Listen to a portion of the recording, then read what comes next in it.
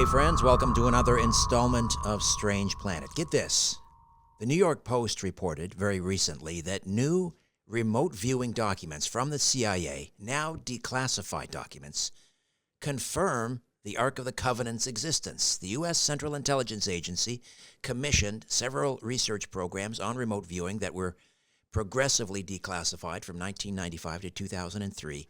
And through these programs, it's been alleged, real-life cases like the Patty Hearst case have been solved with the help of trained remote viewers. In Hearst's case, a remote viewer named Pat Price. So imagine a secret CIA program shrouded in mystery, using psychic spies to pierce the veil of time and space, only to stumble upon one of history's greatest enigmas, the Ark of the Covenant. Declassified documents allegedly now hint at this jaw-dropping possibility, and we're going to dive into the abyss of truth with Jason Shurka, a visionary entrepreneur, seeker of hidden knowledge. Jason joins us to unravel whether the CIA's remote viewing experiments truly pinpointed the resting place of this sacred relic, or if something even more profound is at play. So get ready for a conversation that'll change everything you thought you knew about ancient mysteries and modern espionage. Jason is a dynamic force at the intersection of ancient wisdom and modern innovation. He's the founder of Unified TV and Unified Healing. He's a trailblazer in uncovering suppressed truths and harnessing cutting-edge healing technologies. His best-selling book, The Pyramid Code, and its companion series on Unified TV have captivated audiences with their deep dives into esoteric mysteries. Through Unified Healing, Jason has spearheaded a global network of over 400 healing centers using light and color frequencies to restore the body's natural energy, earning praise from luminaries like RFK Jr. and Tony Robbins, a co-executive producer of the blockbuster Sound of Freedom. He's also a fierce advocate against child trafficking, with a fearless curiosity and a knack for connecting the dots. Jason Shurka is redefining how we explore the unknown. Jason, welcome to Strange Planet. What an honor and a privilege. Thanks for joining me. Thank you, Richard. And we're definitely living in a strange planet and strange times right now. What is your understanding of what the Ark of the Covenant was or is? I would say it is, because it's here, and I think that's really what's in question, because what's not in question is, does it exist? And we know that it exists. Even the people that run this planet essentially are admitting to it. So that's something semi-new, and they've been talking about it for quite some time. Now these papers are starting to resurface. But when it comes to the Ark of the Covenant specifically, I think a lot of the people hear that and they think of it as a religious object. And I do not see it as a religious object, just like I do not see the pyramids in Egypt as tombs for pharaohs. So a lot of the times we can only understand things from the level of awareness that we have. And right now, the level of awareness that we have is 3,000 years ago, we were very not advanced, and a lot of religions started coming to fruition. The Ark of the Covenant is a religious object. But I come from the camp, and I think it's very obvious right now to be able to see that 3, 4, 5,000 years ago, in many cases, we were more advanced than we are today, only advanced in a different way. So I see things like the pyramids in Egypt, the Ark of the Covenant, all around the same time period as more so forms of technologies that work in ways that we don't completely understand today, but nonetheless, technologies that can be used to connect. What I know of the Ark of the Covenant, comes from a description in Exodus. Essentially, it's like a wooden chest covered in gold leaf or gold plate, supposedly, housing the stone tablets of the Ten Commandments and Aaron's rod, and symbolizing God's covenant with his people. What do you think it looked like, and what do you think it was made out of? Well, it actually explains it to us. If you look at the Old Testament as a history book before a religious book, it explains it to us. It tells us exactly what it looks like, exactly what you just explained. It explains how there are two, they call them seraphim, which are basically like angels, but they had them actually personified in certain ways on this chest. Now, have I seen it myself? No. But we can use certain logic to understand what is this thing, and what is it in ways that we can't yet understand today? So, for example, the Ark of the Covenant, there is only one type of person that can go and actually touch it. And according to the Old Testament, that person called the high priest. In Hebrew, they call him the Kohen HaGadol, which is the high priest in Hebrew. The high priest can only go there once a year, on one day out of the year, on a day called Yom Kippurim. It's one day out of the year, in this case, on the Hebrew calendar, on the Jewish calendar. So there's a story, if you go, and again, as a level of history, not religion, where there were individuals that went to the Ark of the Covenant when they weren't supposed to. And the way that it speaks about in the book is the fire of God came down from the sky and basically killed them. So the way that I would interpret that today, and even with the CIA documents that were released with the remote viewers, because they got it right on the money with over 30 remote viewers that don't know each other saying the same exact thing. What's the coincidence? Other than there's something going on here. But they specifically said that they see something going on with certain energies that are protecting. They called them entities. I called them energies because entities sounds like an evil thing. People, I've kind of ruined that word a little bit. So energies that are protecting this thing, where if you go and touch it, it will destroy the individual going to touch it, which is the same exact thing that happened 3 or 4,000 years ago, 3,000 years ago in the times of the Old Testament, what it was referring to. So again, I see it as more of some form of technology. And yes, rocks and gold can have technology built into them, just like the pyramids, some form of technology that can do something that we don't completely understand. But if the wrong person at the wrong time were to go and touch that thing, think about it from a scientific perspective. If there's something resonating at a level of electricity and voltage that my body is not prepared to handle and I touch it, it can electrocute me and kill me. Mm-hmm. Same thing with this. It's the same idea. And we know that they had that back then because we're now seeing what's going on with the pyramids. Same time period. They're essentially energy generators producing electricity. So it changes our history as a whole.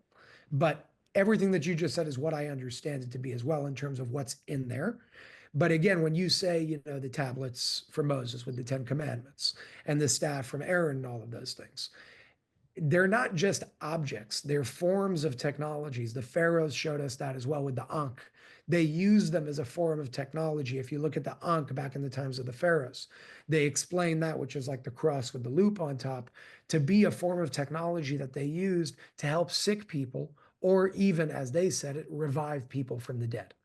Now, it's possible that we're misinterpreting things because we don't completely understand how they meant things back then. But what we do know is they were completely more advanced back then than we understand, because we cannot do the things that they did back then, even today. Right, right. And reportedly, the ark was taken into battle and caused the walls of Jericho to come tumbling down. We remember those, some of us, those stories from Sunday school.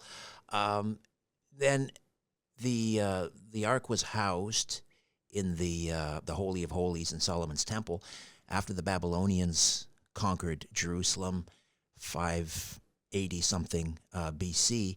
It sort of disappeared from history. What do you think happened to the ark? Well, put yourself in that time of history. There's a nation coming to conquer. You don't want them to get a hold of certain things. You have to hide it. Now, if you look at what's going on with specifically the CIA documents, and if you want to couple that and cross-reference it with the pyramid code that was given to me back in 2020 by the individual who wrote it, he likes to remain anonymous. He doesn't want any of the spotlight. He's just sharing because of the knowledge that he has, and he feels it's important. He's saying the same thing that the CIA documents said when they started coming back to the surface just a couple of weeks ago. What they're saying, and it makes complete sense to me, is it is buried underneath the dome of the rock, 180 feet underneath the dome of the rock, and preserved there until the time comes where it's going to be brought out back to the world for whatever reason, right? For revelations, redemptions, whatever it may be. I don't want to talk about everything that I don't understand, but we could talk about what we do. And logically speaking, instead of just counting on those documents to tell us something and believing it, think about it logically. You're having Babylonians come in. You're having a nation come in and conquer. You want to take your most prized possessions and hide them. You're going to hide them underground somewhere, and you're not going to go to a separate country because back then it would have taken longer to get to those countries. So you're going to hide it somewhere where it already was, underneath the holy temple built by King Solomon at the time. And again, if you even look at what they're saying, and I'll read it, this is from remote viewer number 32. And this remote viewing session was done on December 5th, 1988. It lasted 90 minutes from 9:15 a.m. to 10:45 a.m. And it says the following. Target is a container, meaning they're saying it's some sort of a container, the target that they're looking for based on the coordinates that they gave them of longitude and latitude. This container has another container inside of it. The target is fashioned of wood, gold, and silver. The target is similar in shape to a coffin and is decorated with seraphim, which we spoke about. This target is located somewhere in the Middle East, as the language spoken by individuals present seemed to be Arabic. Visuals surrounding buildings indicated the presence of mosque domes. Now, that could be many places, right? There's over 1 billion Muslims with many mosques all around the world. But in the Middle East, where was it in the first place? We know it was in the Holy of Holies, which was the third part of the Holy Temple back then, a few thousand years ago. Where are you going to hide it? You're going to go underground in a place where nobody can get it. And it goes by following saying the target is hidden, underground, dark, and wet, were all aspects of the location of the target. The purpose of the target is to bring a people together, some sort of religious or spiritual object. It has something to do with ceremony, memory, homage, the resurrection. There is an aspect of spirituality, information, lessons, and historical knowledge far beyond what we know. And that's what leads me to say there's some sort of technology we're not understanding here, same thing with the pyramids. Why do you think the CIA, a secular agency, would care about an artifact like the Ark, presuming that they believe it was or dismissed it perhaps as merely a religious artifact? Why would the CIA be interested in pinpointing its location? Well, we got to follow the money. So who funds the CIA? And it's not the United States, it's the powers that be. There are black budgets there. There's money that we don't know how it's spent. Billions and billions, if not trillions of dollars are spent in things with projects, black budgets like the Pentagon, the CIA, and so on and so forth. So we first have to ask, before looking at the CIA, who runs the CIA? Not the head of the CIA. Who actually runs the CIA? And now you're getting into certain aspects of, who controls the world. And it's the same people that control the energy sectors, oil, gas, water, electricity, so on and so forth. So if you go all the way down that rabbit hole, you're going to get to certain families that are really, really powerful that are behind the scenes. People like the Rockefellers. I mean, why was Jacob Rothschild having a picture with every president for the past few decades? What's the relevance of him to them? Why do they care about him so much? He's never on the news. He's never somebody that comes out. He's never somebody of public influence, but then private influence is much stronger. And that's where they come in with certain families that run certain banks. So if you follow the money, and everything that I'm saying here is factual, everybody can find this information. If you follow the money, understand the Federal Reserve, understand how it was built, understand how the IRS was built, you understand who's really behind the CIA.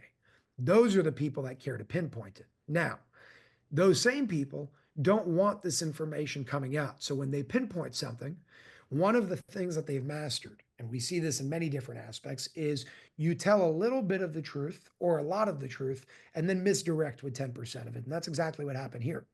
When you follow up with these documents, they're giving you a lot of the truth and then they're saying, but it's probably in Ethiopia. So look over there, don't look over here.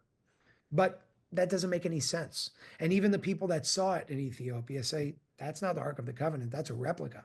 The same replica that they have in all mosques in Ethiopia. So I believe that it's part of what they've mastered.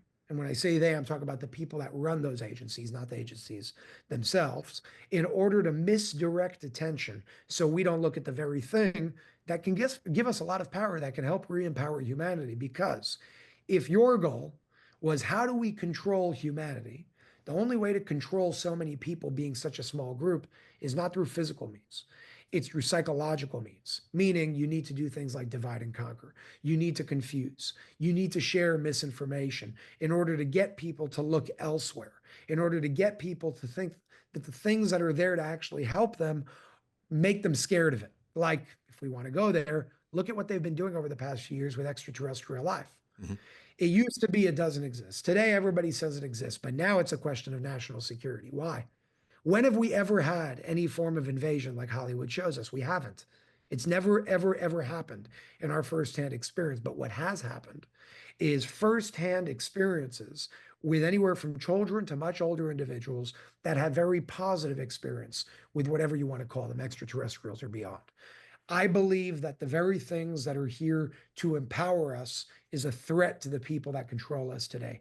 And misdirection, miscommunication, misinformation is one of the greatest weapons that they have right now. Do you think the CIA is interested in it because also they believe it could truly level armies or communicate with the divine? I mean, is this also why they're interested in finding it? It's possible. It's like weaponizing, scalar energy. So today we have scalar weaponry. So I don't think it's going to work with the Ark of the Covenant because that thing will destroy you before you use it in a negative way. We've seen that through the stories as well. But I could buy into that. I mean, that could make sense to me. I don't know if that's true, but we've seen them do it with many other things. They take something good and they weaponize it for something bad, meaning it shows the consciousness of kind of where we're at right now that needs to change. Because if we keep going on this path, we're just going to self-destruct. How reliable do you think the CIA's remote viewing program is, given its mixed track record? Yes, maybe it helped solve the Patty Hearst case, but it failed on other fronts, or at least so we were told. I was just about to say that. So we were told. However, I've worked with remote viewers myself. They're not God. They can make mistakes just like any people make mistakes. They use them because it does work for the majority of the time. I have a good friend, Patricia Mona. She's a remote viewer. She found 30 or 31 bodies for the RCMP in Canada when they couldn't find the bodies themselves. Now, is she right 100% of the time? No, because she's a human being. But nothing is right 100% of the time. If you have a good probability, it's something that you want to use. That's why they use it. I think that the remote viewers that they use, I know some of them are very good at what they do. They're not 100%, but they're worth using because their track record speaks for itself. If the Ark is not in U.S. hands, I mean, do you think it is still hidden, or are there currently programs in place to try and retrieve it?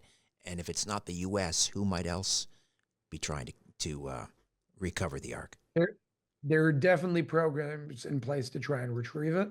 I don't believe they'll ever succeed because it's like we could have the greatest army in the world. If you're going against something that's 100,000 times stronger than you, doesn't matter how strong you are, you don't know what you're dealing with. It's going to take you down. So we become arrogant to think that the same thing we do with our medicine. We think we're smarter than the body. We create this pill. It ends up being good for one thing, and then it gives you like liver damage or cancer or whatever it is. Same thing over here. We don't understand what it is that we're dealing with. So I know for sure that these powers that be, they want to get a hold of it. They want to be able to harness its power. But from where they're coming from, they'll never be able to do it because it will destroy them before they succeed in trying to weaponize something like that. Right.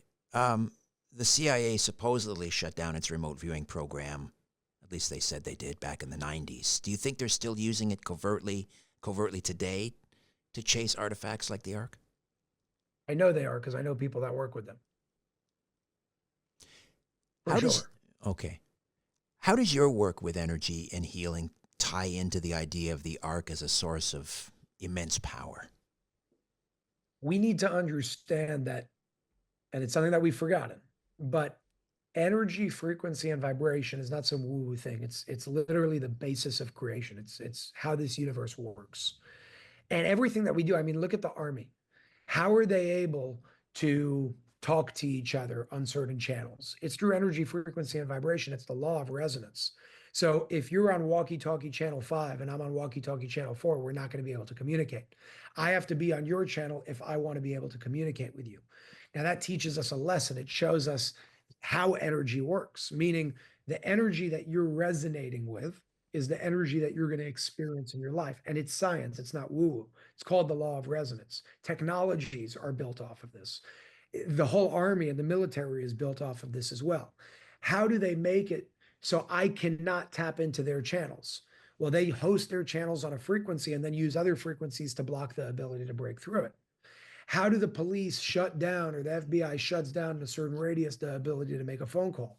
They're using frequencies as cell phone blockers, as blockers and frequency blockers to be able to stop you from being able to make a call. Everything, including what we're doing right now with this conversation, works on energy, frequency, and vibration. And your body is no different. So just like the Ark of the Covenant has an energy to it, your body has an energy to it. And when you match certain energies, that's your real difference between health versus disease.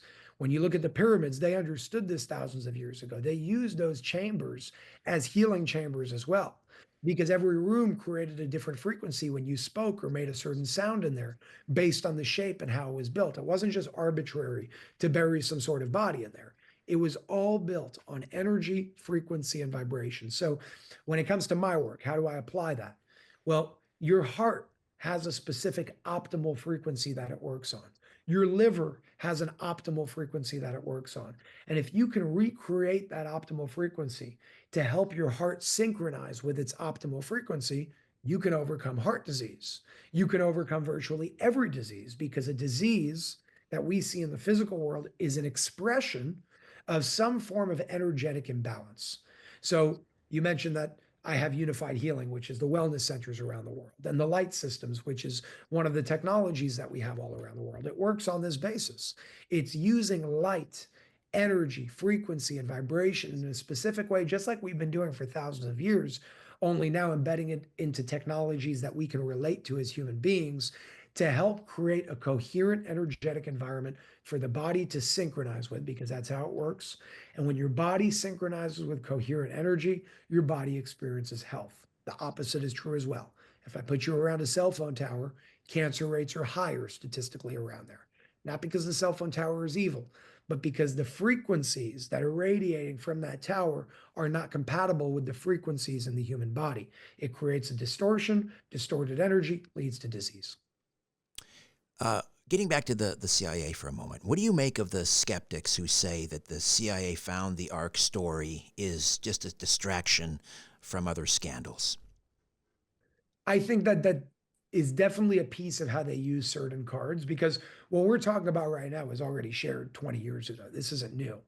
I think whenever they have, and they use this not just with the Ark of the Covenant, with many other types of cards that they play when they want to divert attention somewhere else. For example, on 9/11, the day before, the Pentagon announced that they had a deficit of like 2 point something trillion Mm-hmm. dollars. Then 9/11 happened, nobody spoke about it. That's a card. That's a card that's being played, and nobody ever spoke about it again. Now, that's a really severe and extreme one. We're talking about smaller ones now with certain things that could be going on with the Epstein list and what's going on with P. Diddy and what's going on around the world in many other aspects. They have mastered diversion tactics, and they're so good at it because they control the outlets that speak about them. That's why independent journalism and things like this are so important right now. If the Ark were recovered today somehow, what do you think its discovery would mean for humanity, spiritually, politically, or otherwise? It can only be recovered in the proper timing by the proper person with the proper energy. The proper timing means, where are we at as a collective to be able to receive that very thing? And if we don't get to that point, it will not be shared and revealed. Now, what I'm going to share is only contingent on us getting to that point. For example, let's talk about religiously for a second. People speak about the days of the Messiah. And when the days of the Messiah happen, the second coming of Jesus, depending on what religion you come from, they say that the dead will rise from the dead and come back to life. Well, that could be interpreted in many different ways. People today, with the collective consciousness we have, really think that people, at least the religious ones, will think that we're going to come out of our graves and there's going to be a lot of people and you'll be able to be with your dad in his body again. That's not what it's talking about. That's coming from a lower understanding. Where it's coming from is, at those times when things like this happen, revelations like the Ark of the Covenant is shared with the world, that means that we are at a point where we understand that death does not exist. Death is a word used to basically explain the beginning of life in a new location, a life that you can connect with, almost like if we lived in this house for our whole lives, and then I passed away, but I just went to the house next door. If you didn't know that the house next door existed, I died. In the times that we're talking about, suddenly you'll be able to see the house next door and you'll be able to communicate with that essence of the individual again. That's what rising from the dead actually means, understanding that death doesn't actually exist. So in the times where something like this, the Ark of the Covenant, and it will happen at some point, is shared, it will coincide with a complete conscious revolution, spiritual revolution, for us to understand life in a completely different way, for us to understand death in a completely different way because it doesn't exist, for us to understand that separation is an illusion, that time is an illusion. These things don't exist. They exist in our experience of physical reality. They do not exist in the fundamental level of spiritual reality. And that's what the Ark of the Covenant will bring when it comes. It is bringing a more unified approach, a more connected understanding, a much higher level of awareness and consciousness that we will all be resonating with simultaneously, which means war will no longer exist. Crime will no longer exist. Disease will no longer exist. These things don't have to exist when we have coherent energies in our lives. But to do that, we gotta, step up. Jason, how can we find out more about Unified TV and Unified Healing? So for anybody that wants to experience some of the most amazing technologies out there when it comes to energy-based technologies, that's what Unified Healing is, with over 500 centers around the world, 55 countries. You can go to unifiedhealing.com, spelled UNIFYD, unifiedhealing.com, to find a center near you. You can go to thelightsystems.com in plural, thelightsystems.com, to learn more about that technology and how it coincides with everything that we just spoke about. And Unified TV is where you can actually read and watch the Pyramid Code, which talks about all of these topics in depth. And of course, there is also the best-selling book, The Pyramid Code, available wherever good books are sold, Amazon as well. And all the links will be in the episode notes when we publish the podcast. Joshua, or Jason, my thinking Joshua on the Ark of the Covenant. Jason, thank you so much. I appreciate your time. Great to meet you finally. Thank you very much, Richard. Have a good one. All right, Jason Shurka. A new Richard Syrett's Strange Planet drops every Monday, Wednesday, and Friday.